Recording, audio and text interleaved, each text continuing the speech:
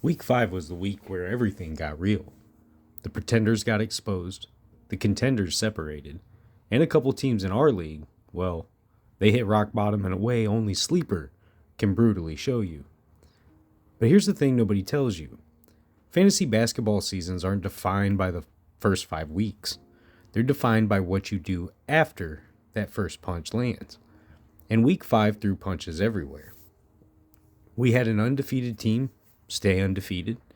We had a 300-point explosion. We had a 52-point disaster that might live in infamy.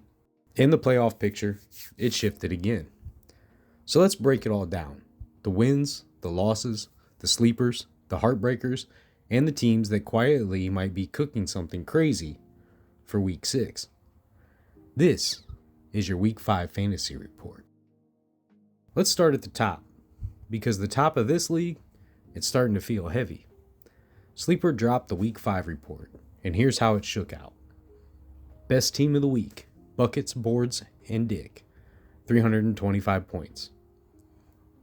Yes, that's me, but the numbers don't lie.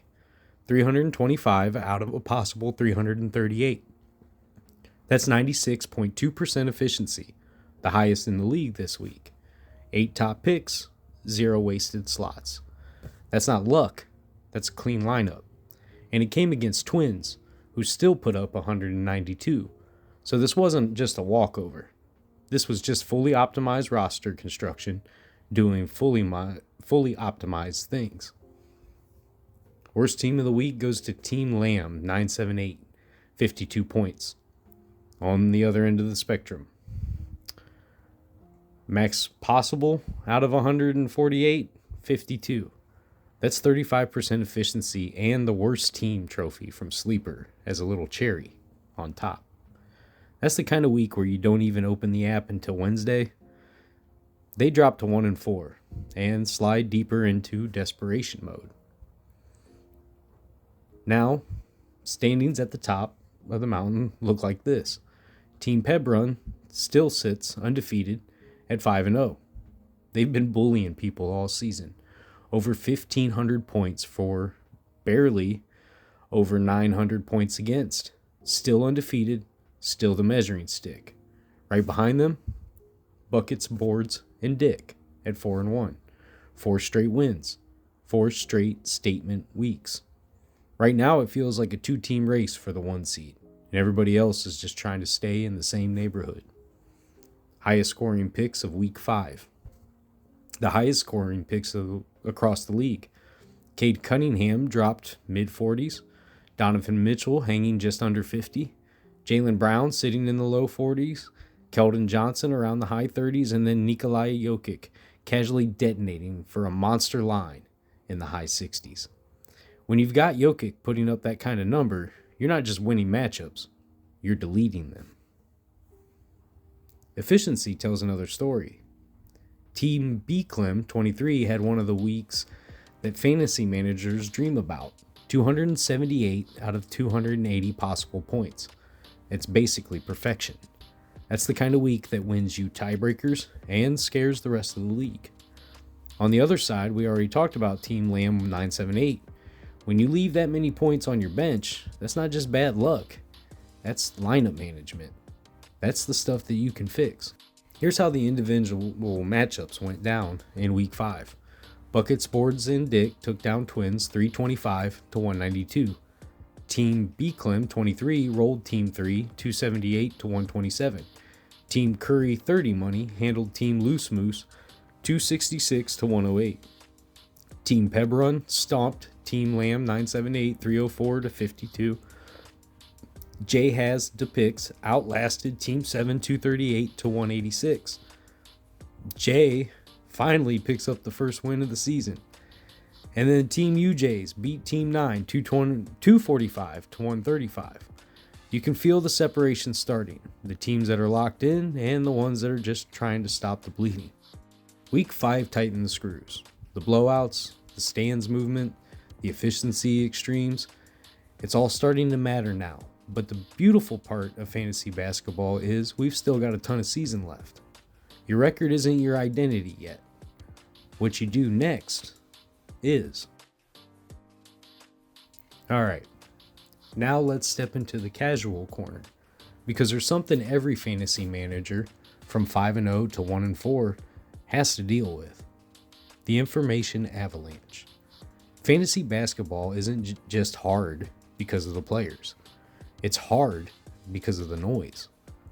Every time you open your phone, it's sleeper alerts, panic posts, YouTube thumbnails with fire behind some role player, and people screaming "must add" after one hot game.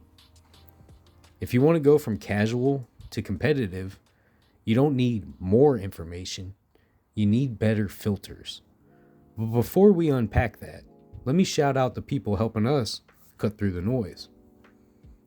This episode of Roundball Rants is brought to you by Dubby. No sugar spike, no crash, no nonsense. Just clean focus. The kind of focus you need when you've got 5 fantasy tabs open, 2 waiver lists, and Sleeper is blowing up your notifications like the league is on fire. If you want to lock in and actually see what matters, hit up Dubby at dubby.gg and use promo code RoundballRants at checkout for 10% off your order.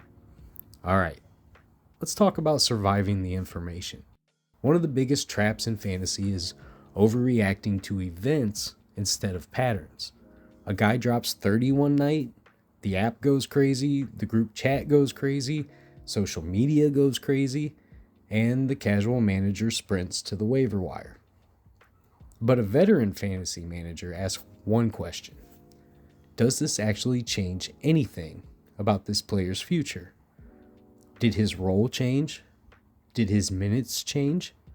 Did the coach trust him in crunch time? Was someone injured in front of him? If the answer is no, it's a moment, not a pattern. Moments are noise. Patterns are a signal. Stats matter. Percentages matter. Usage matters. But numbers without context will lie to you. A guy putting up 14 points a night looks solid until you see he's only getting touches in garbage time. Someone shooting 53% from the field sounds elite until you realize he only takes 6 shots a game. To level up from casual to contender, you have to look past the box score and ask, who runs the offense? Who closes the games? Who does the coach actually trust when the score is within 5? You're not managing real basketball. You're managing fantasy economics. Volume, role, usage, minutes. Those are your currencies. And casual managers live in reaction mode. They see a bad game, they drop the player. They see a big game, they blow their fantasy daily allowance on him. They lose 1 week by 40, they tear their whole roster apart. Competitive managers live in planning mode. They zoom out. They look at the next 7 games, not just yesterday's box score. They study trends, not tantrums. If your moves are emotional, you're going to lose. If your moves are intentional, you may be winning more than you intended. And not all information is created equal. Signal is things like consistent minute increases, a new role within the second unit, coach quotes about trusting the guy more, injuries, opening up usage. Noise is one random hot shooting night, a blowout stat line, YouTube videos built on hype, and comments screaming bust after 2 bad games. If you react to noise, your roster becomes a revolving door. If you respond to signals, your roster becomes a machine. And this is the uncomfortable part. Are you a reactor? Or are you an overanalyzer? Or are you a strategist? The reactor makes moves just to feel busy. The overanalyzer reads everything and still can't hit the add button. And the strategist makes fewer moves, but each one has a purpose. You don't have to be perfect. You just have to be honest about who you are now, so that you can grow into who you want to be. And that brings us to the next part of the show, where we don't just talk about filters, we actually apply them. We've talked about how to survive the information. Now let's talk about how to use it. Because once you start filtering the noise, the game slows down. You stop chasing every spike, and you start building a plan. And that plan is your Week 6 blueprint. Real quick, before we jump into the Week 6 blueprint, do me one favor. If you're listening on Spotify, hit that follow button. It helps the show reach new hoop heads and guarantees you never miss a Fantasy Tuesday. If you're watching on YouTube, hit like, hit subscribe, and drop a comment letting me know how your Week 5 went. Who carried you? Who sold you? Who made you question your entire draft? We read every single one of them. All right, now let's lock in. All right, this right here, this is where you apply the filters from segment 2. This is where you separate noise from signal. This is where you stop reacting and start planning. And don't worry, here at Roundball Rants, we're giving you real, useful information. Not panic bait, not clickbait thumbnails, just what actually matters. So let's slow the game down, let's zoom out. This is your Week 6 Fantasy Blueprint. Week 6 is Thanksgiving week, which means the NBA schedule gets really weird. We've only got 6 playable days to work with. Monday is a big slate. Tuesday is tiny, just a few games. Wednesday ramps back up. Thursday is completely empty. No games at all. Then Friday hits like a tidal wave, and the weekend stays heavy. So the first question you've got to ask is, how do I gain ground on the days when everyone else is stuck? This week isn't just about who you have on your roster, it's about when do they play. If you can sneak a couple of extra players into your lineup on those lighter nights, especially that short Tuesday slate, you're already getting an edge before anyone even looks at the matchups. Game volume is the foundation of this whole blueprint. There's a group of teams that play 4 games in Week 6. Detroit, Indiana, Memphis, Milwaukee, Minnesota, New Orleans, New York, Phoenix, Sacramento, and Toronto. Those are your gold mines. If you're choosing between 2 fringe guys, one on a 4-game team and one on a 2 or a 3-game team, that decision should be made before you even look at their names. Most other teams are on a 3-game week, which is fine for your stars. You're not benching your top tier guys. Then you've got the landmines, teams like Orlando and Washington that only played 2 times this week. You're obviously still starting your top tier players from those teams, but your borderline guys, your streamers, your end of the bench fillers, they're not competing with 4-game volume, period. Now, let's bring in players who pass the filters. Real roles, real minutes, real opportunity. Naz Reid, the quiet cheat code. First up, Naz Reid in Minnesota. For a stretch, he's been putting up stat lines that look like starting center, scoring in high teens, pulling down boards, sprinkling in assists, and defensive stats.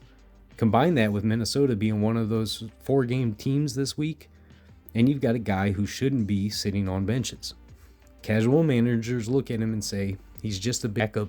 Contenders look at him and say, that's 4 games of starter-level production from my big slot. Lock him in. Cedric Coward and Nickeil Alexander-Walker, opportunity guards, wings. Then you have players like Cedric Coward and Nickeil Alexander-Walker, classic next man up types. They're not stars, but opportunity is bending in their direction. Maybe injuries open up minutes. Maybe the coach trusts them to run the second unit.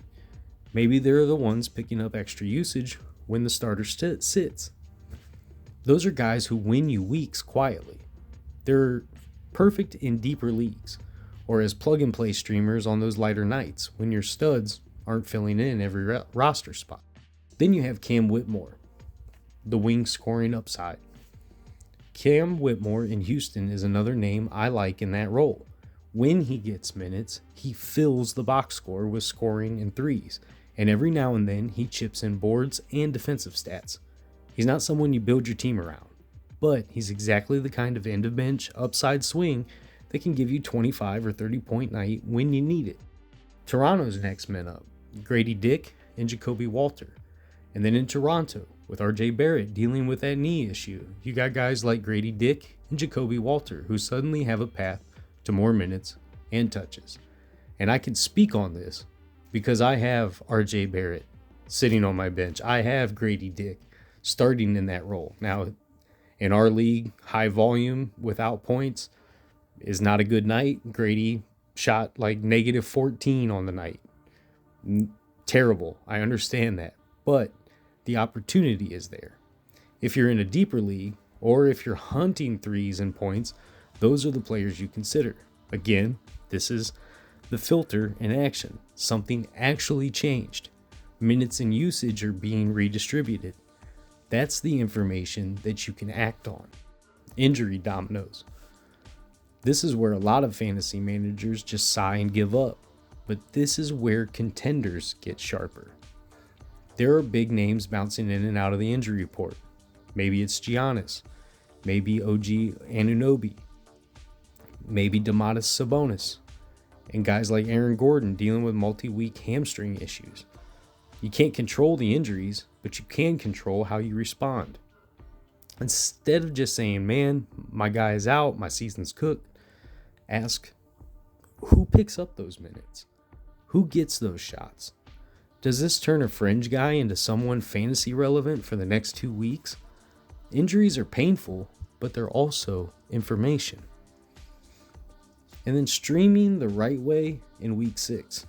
Now let's take all that and turn it into an actual game plan. First, attack the light days. Tuesday is the sneaky cheat code with so few games. If you can get 1 or 2 extra players into your lineup on Tuesday while the rest of your league is stuck with empty slots, you're banking free production. Second, lean into the 4-game teams: Detroit, Indiana, Memphis, Milwaukee, Minnesota, New Orleans, New York, Phoenix, Sacramento, Toronto. That's where your streamers and your fringe plays should come from, whenever possible, especially this week. Third, be smart with 2-game teams. You still start your stars from Orlando and Washington, but you don't want to lose a matchup because you stubbornly held on to the role player with 2 games while your opponent streamed 3 or 4 extra starts elsewhere. Volume plus role plus opportunity. That's the recipe this week. How a contender plays in week 6. So here's what a true contender does. They start with the schedule, not their feelings. They know which teams have 4 games, which days are light, and which they can squeeze in extra starts. They identify real risers, players whose roles and minutes are truly shifting, not just whoever popped in last night's box score. They see injuries as signals, not just setbacks. They immediately look at who benefits when a star sits. They stream intentionally, not randomly, using players who give them extra starts on the right days instead of grabbing names just to feel active. And above all, they apply the filters that we talked about earlier in the show. Does this actually change anything? Does the context make sense? Am I reacting or am I planning? If you can do all of that this week, you're not just surviving week 6, you're winning because of it.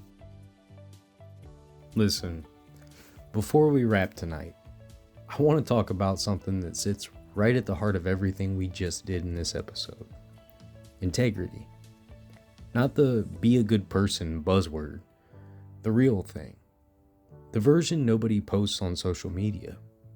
The version that actually changes you. Integrity is choosing truth over comfort. Think about everything we broke down today. The filters, the research, the schedule, the risers, the injuries, and the game theory. None of that works if you lie to yourself. Fantasy managers fall apart because they choose comfort. My roster is fine. That slump doesn't matter. I don't need to check the schedule. I'll be all right. That's comfort talking. Integrity is different. Integrity is looking your team dead in the face and saying, here's what I got right, here's what I got wrong, here's where I've been lazy, and here's what I need to do next. That's the truth. It doesn't always feel good, but that's how you grow. And honestly, it's the same thing with life. It's easy to hide behind excuses. It's easy to pretend you're grinding when you're not. It's easy to blame your situation instead of adjusting your strategy. And it's easy to skip steps, cut corners, and hope things magically work out. Comfort is easy. Integrity is hard. But it's not without its reward. When you choose truth over comfort, you stop living in fear of mistakes, and you start building something solid. Tonight's show, the research, the verification, the corrections, that's all integrity. We don't run from the work. We don't settle for the noise. We don't throw information at you just to fill the time. We take the truth, the real truth, even when it's inconvenient, and we use it to help you get better. We use it to help ourselves get better. And if you can carry that into your fantasy lineup, into your job, into your family, and into yourself, you're going to see everything shift. Integrity doesn't just make you accurate. Integrity makes you trusted. It makes you consistent. It makes you strong. I'm Vincent Cooper. This was Roundball Rants. And remember, it's not just basketball. It's therapy with a bounce.